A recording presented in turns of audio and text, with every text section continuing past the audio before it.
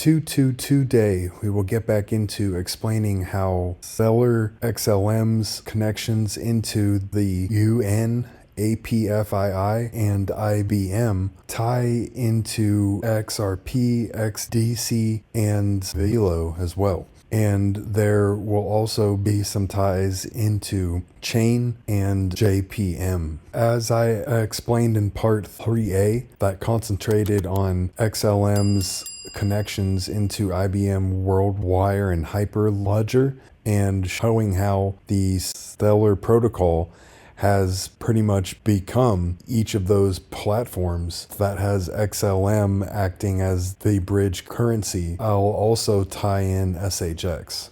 Here is the hyperledger.org site, and it calls out a lot of partners and memberships that are directly tied into how Stellar is at the center of it all. Up top, we have IBM and the DTCC, which I will talk about a lot here. We also have HBAR R3, which also connects XRP and XDC further into the DTCC because of their integration in the Corda form. Ripple ties into Quant, the Federal Reserve, Ethereum, and of course, Stellar. And why is the DTCC so important? It processes quadrillions of value, and the interledger protocol with Ripple also ties into everything that we just talked about and a lot of other things as well. The DTCC put out a paper in February of 2024 talking about bringing traditional assets into digital network, which was performed with Citi, who is a huge proponent of Ripple and XRP, by the way. And it also serves as a reminder that DTCC acquired the currency and is now called DTCC Digital Assets. And the currency is a huge connection for XLM. In 2021, the DTCC was launching a platform to digitalize and modernize private markets. The XDC network also has a ton of ties into the DTCC directly and from when the currency was operating on its own before it got acquired. And the article here is talking about how the currency will deploy its proprietary digital asset composer on the XDC network, focusing on real-world applications in global trade finance. Composer is a unique no-code platform for the creation of digital assets, smart contracts, and crowdsourced financial engineering. It will allow the XDC network to easily compose financial instruments and entire DeFi protocols, fractionalize real-world assets, and create highly customized NFTs, which would then be implemented to tokenize real-world assets. Here is a different platform called the Currency Capital Markets Platform, and it was all about how the tokenization of global illiquid assets was estimated to be a 16 trillion USD opportunity. You also have direct mention of how Stellar is involved. And I also found it interesting how its XinFin exchange API microservices bus for bridge payments, account admin, dividends and interest payments, tax support, corporate actions, foreign exchange, and other critical services is a possible wordplay on XinFin, which is yet another tie into XDC, which I will come back to here in a little bit. Here, we can make some additional connections into Stronghold and SHX. This right here is an image of their institutional platform, which calls out tons of countries, and in particular, it even calls out a few of them that were directly involved in the APFII cross-border payments platform that I explained in part 2. So you've got the Solomon Islands and Tonga on here just as a couple of examples. And I talk about SHX a lot, primarily because of its ties back into Ripple and XLM, because its chief technical officer and chief executive officer have heavy ties into each of those companies, and because SHX is interoperable on the XRPL and on the Stellar protocol. It's also interesting because it ties into all 12 Federal Reserve banks, including the Federal Reserve of Boston, as we called out on the Hyperledger members page. It also has connections into JPM, which I'll tie even further together here in a bit. I talked a lot about the ties of SHX and Stronghold into New Zealand and Australia in part 3A, and all of these ties today just go farther and farther, particularly into JPM because of Consensus, who is called out on the Hyperledger page, which goes right into ETH. I did talk about XDC and one of the interesting possible ties in the currency capital markets platform PDF, and it talks about the actual coding on the XDC dev page. It calls out Copper, and if you go on their site, it is all about institutional custody, prime services, and collateral management. In September of 2023, Copper enhanced Stellar network integration, supporting more Stellar tokens on its platform, including USDC. And of course, that would include things like SHX, but it would also include Velo as well. And here on their site, it calls out Copper as a strategic partner, along with Lightnet, XLM, and SEBA. And as we get more into how Velo is involved, it ties into Project Nexus, which is from the Bank of International Settlements. NIAM is collaborating with Stellar on Project Nexus through the BIS.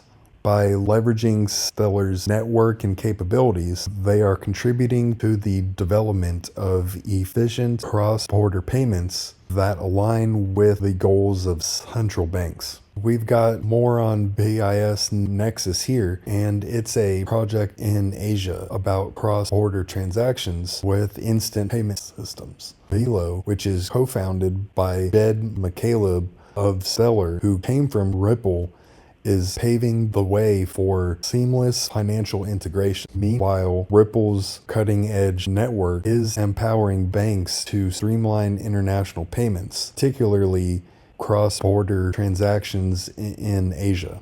Tell you a little bit about Nexus. So there are about 65 and growing number of fast payment systems in the world, but they only work in the domestic space. Can't do a cross-border, cross-currency transaction in the fast payment systems. Now, in Asia, where we heard before, a lot of things is happening very quickly. Some bilateral corridors, so making fast payments cross-border, cross-currency available, is already there. But if you scale this up to all 60 plus and growing fast payment system in the world, you will get a maze of almost 2,000 bilateral connections. So the Project Nexus is the answer to this problem. And we already have countries in Asia that is very committed in building this, and we hope to see other countries joining in the next couple of years to follow, so we can get this going. In order, I think, to get your audience up to speed on what Velo Labs is doing, I think it's best to maybe just like talk about what is remittance, why do we need a remittance solution in Southeast Asia, generally the way things work now. So what's happening now is that, Southeast Asia has a lot of different small little countries like Thailand, Cambodia, Laos, Myanmar. There's a lot of migrants going back and forth between these countries. A lot come into Thailand, for example, and they need to send money back home. And they're not banked. They don't have access to banking. They work through small agents. And what happens is it's a very informal process. And they end up paying a lot in fees. It takes a long time for their money to get home. By the time it gets home, their families get some percentage, like 90%, 85% of what they made, what they sent. And so it's a significant problem. You have millions of workers who have to, deal with this situation. So the current remittance infrastructure has basically 5 parts. Got it. So it's all about using blockchain to solve an existing problem, to cut out multiple layers of middlemen that were existing prior to this and make these currency transactions easier. Now, obviously, with the blockchain, this is not something that's absolutely new. We've been able to send cryptocurrencies around. What makes Velo special in this case? So, there's various solutions. Like I said, there's messaging solutions, right? Ripple is a messaging solution. You have, very stable coins that you can, like some people use to transmit, but there's no one solution. The issue with all of these, especially in a situation where like you're dealing with a small MTO, is like there's an issue of trust, right? When you send something, do you necessarily know it's going to be able to be cashed out on the other end in fiat if they need it? So what we're trying to do is build a system that has the messaging, settlement, and liquidity all together. It's we're trying to build like a trustless system in that the digital credit itself is tied to value of Velo token.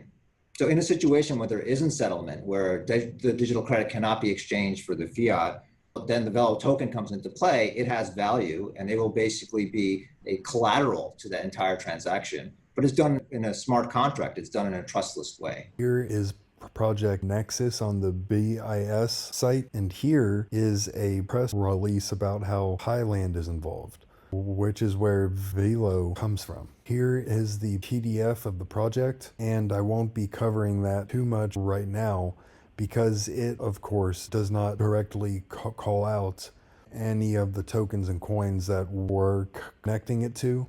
However, this post right here just goes to show how Stellar and Velo are so involved.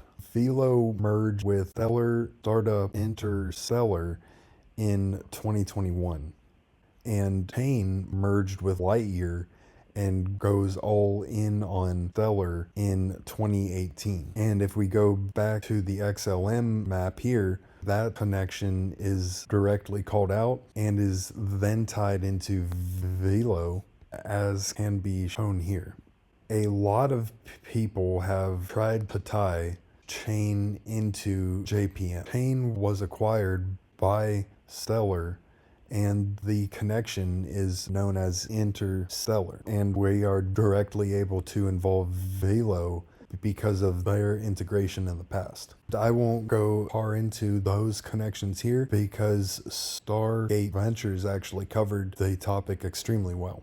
However, we have a couple of articles that talk about Chain is important. Chain is a ledger as a service blockchain launched in 2014 and brought its flagship product called Sequence to the hands of institutional and business clients. And it also talks about the acquisition by Stellar in 2018.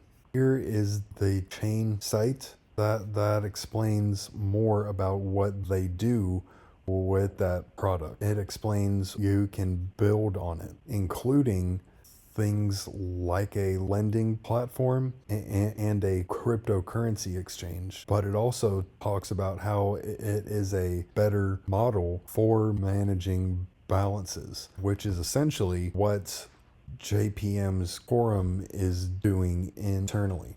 And here it is an interesting article from Chain to Jamie Dimon of JPM Chase.